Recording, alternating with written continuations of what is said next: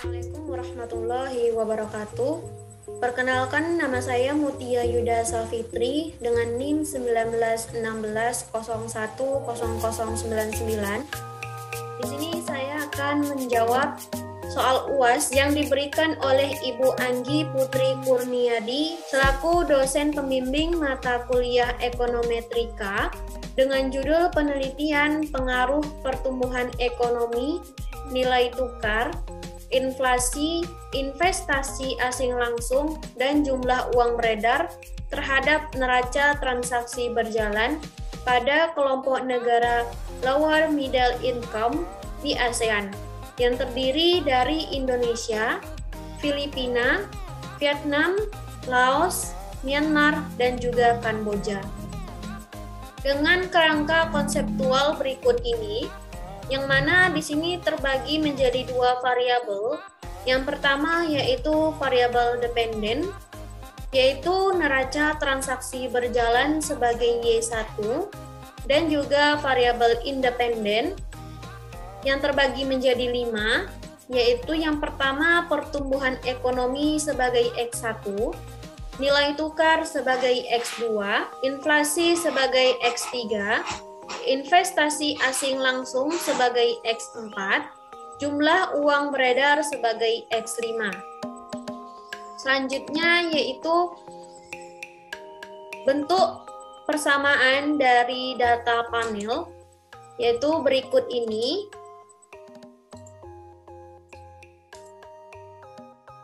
Didapat bentuk persamaan data panel berikut ini.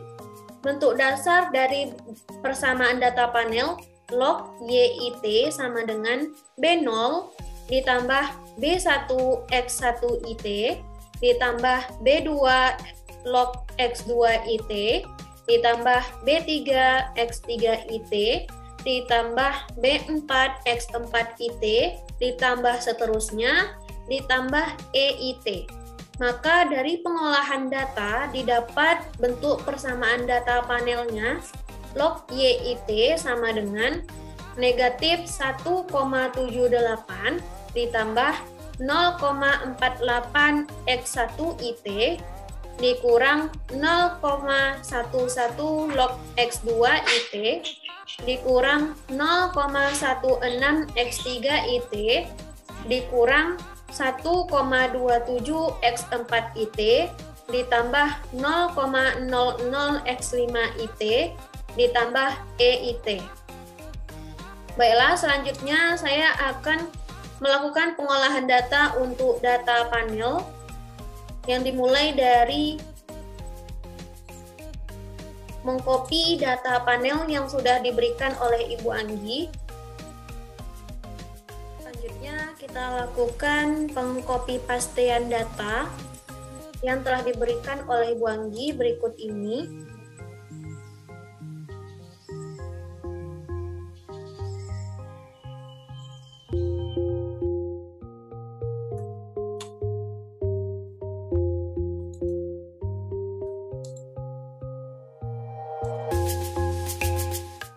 Selanjutnya kita buka aplikasi eViews untuk mempaste atau memasukkan data yang sudah kita ambil dari Microsoft Excel tadi.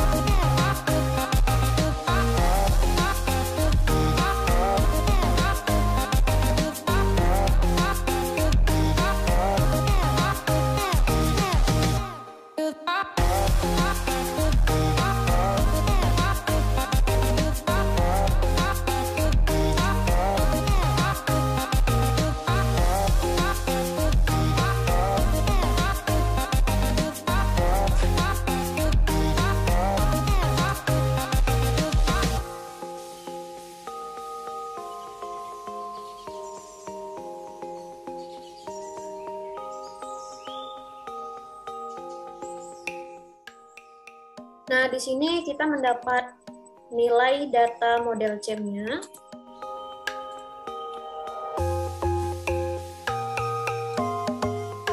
Selanjutnya kita cari data model FEM-nya. Nah, ini adalah data model FEM-nya. Kemudian kita cari mana model terbaik dari data CEM dan FEM tadi dengan cara menguji uji Chow, click view, dan juga fix, dan juga redundan. Maka inilah hasil dari uji Chow-nya.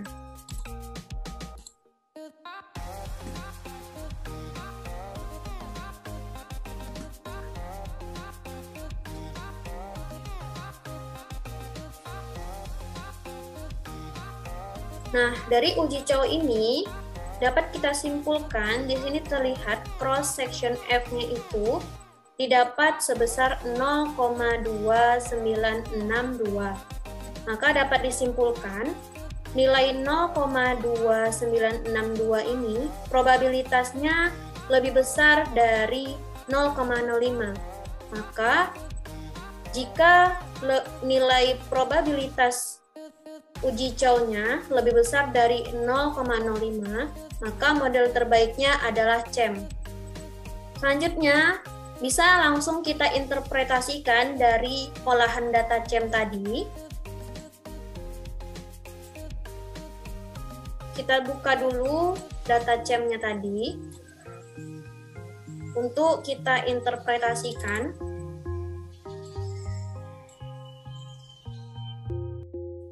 Nah, dari hasil olahan data CEM-nya ini dapat kita simpulkan atau kita interpretasikan bahwasannya yang pertama didapat angka konstantanya sebesar negatif 1,78.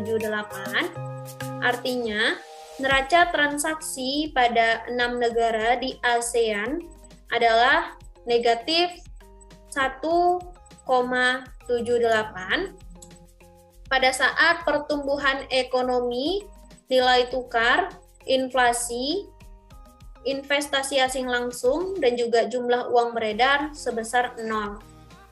Selanjutnya dapat kita lihat bahwasanya nilai koefisien pertumbuhan ekonomi atau X1 didapat sebesar 0,48. Artinya, apabila pertumbuhan ekonomi meningkat sebesar 1%, maka neraca transaksi pada 6 negara di ASEAN akan naik sebesar 0,48%. Selanjutnya didapat nilai koefisien X2-nya sebesar negatif 0,117451. Artinya, apabila nilai tukar meningkat sebesar 1%, maka neraca transaksi pada 6 negara di ASEAN akan turun sebesar negatif 0,11%. Selanjutnya, nilai koefisien X3-nya didapat sebesar negatif 0,160876. Artinya, apabila inflasi meningkat sebesar 1%, maka neraca transaksi pada 6 negara di ASEAN akan turun sebesar negatif 1,6. Selanjutnya, nilai koefisien X4 didapat sebesar negatif 1,277345. Maka artinya apabila investasi asing langsung meningkat sebesar 1%, maka neraca transaksi pada 6 negara di ASEAN akan turun sebesar negatif 1,27%. Selanjutnya, untuk nilai koefisien X5-nya didapat sebesar 0,000671. Artinya, apabila jumlah uang beredar meningkat sebesar 1%, maka neraca transaksi pada 6 negara di ASEAN akan naik sebesar 0,00%. Selanjutnya dari sini dapat kita simpulkan juga, di sini terdapat nilai R-square-nya sebesar 0,556731. Artinya, variabel independen yang terdiri dari pertumbuhan ekonomi, nilai tukar, inflasi, investasi asing langsung, dan juga jumlah uang beredar dapat menjelaskan perubahan pada variabel dependen, yaitu transaksi neraca berjalan pada 6 negara di ASEAN sebesar 55,6731% dan sisanya sebesar 44,3269% dijelaskan oleh variabel lain di luar model yang digunakan oleh persamaan ini. Selanjutnya, didapat juga hasil uji simultannya atau uji F. Terlihat di sini. F statistiknya itu terdapat sebesar 0,0000 seterusnya dengan tingkat kepercayaan 95% atau nilai alfa sebesar 5% atau 0,05 sehingga 0,0000 seterusnya dapat disimpulkan lebih kecil dari 0,05. Yang artinya jika seperti itu, bahwa variabel independen yang terdiri dari pertumbuhan ekonomi, nilai tukar, inflasi, investasi asing langsung, dan juga jumlah uang beredar berpengaruh secara signifikan terhadap variabel dependen, yaitu transaksi neraca berjalan pada 6 negara di ASEAN periode 2003 sampai 2020. Nah, itu tadi adalah interpretasi dari model terbaiknya, yaitu model CEM. Selanjutnya, kita lakukan uji asumsi klasik. Kita cari uji asumsi klasik.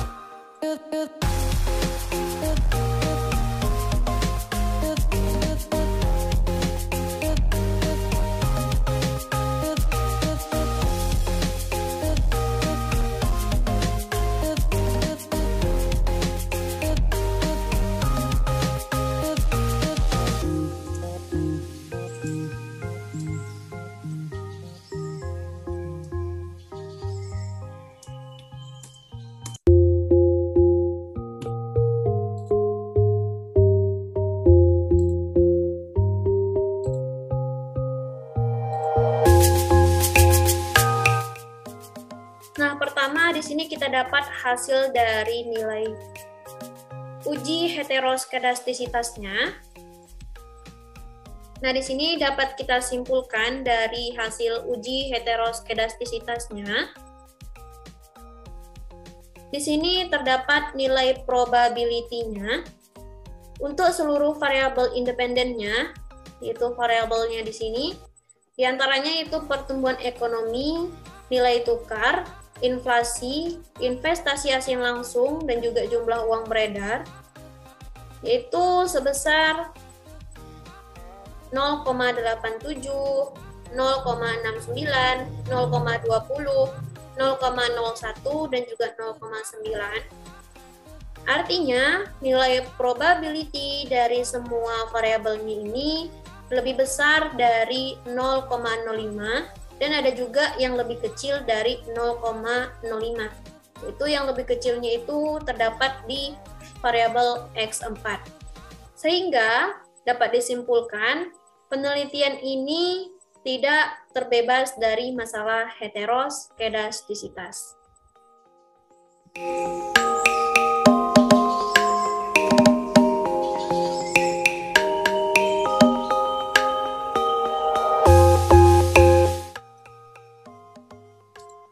Baiklah, selanjutnya dilakukan uji multikolinearitas.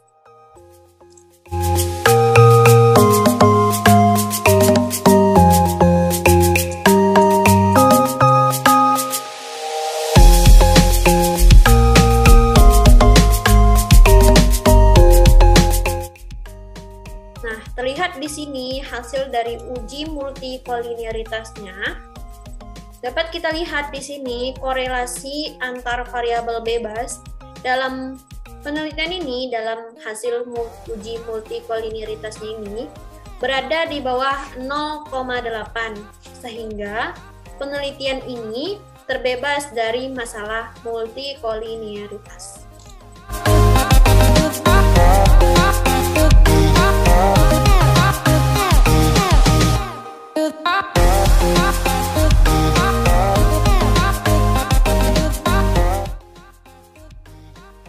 Baiklah, itulah tadi interpretasi dari olahan data panel dan juga uji asumsi klasiknya. Apabila ada salah, saya mohon maaf. Sekian dari saya. Wabillahi taufiq wal hidayah. Wassalamualaikum warahmatullahi wabarakatuh.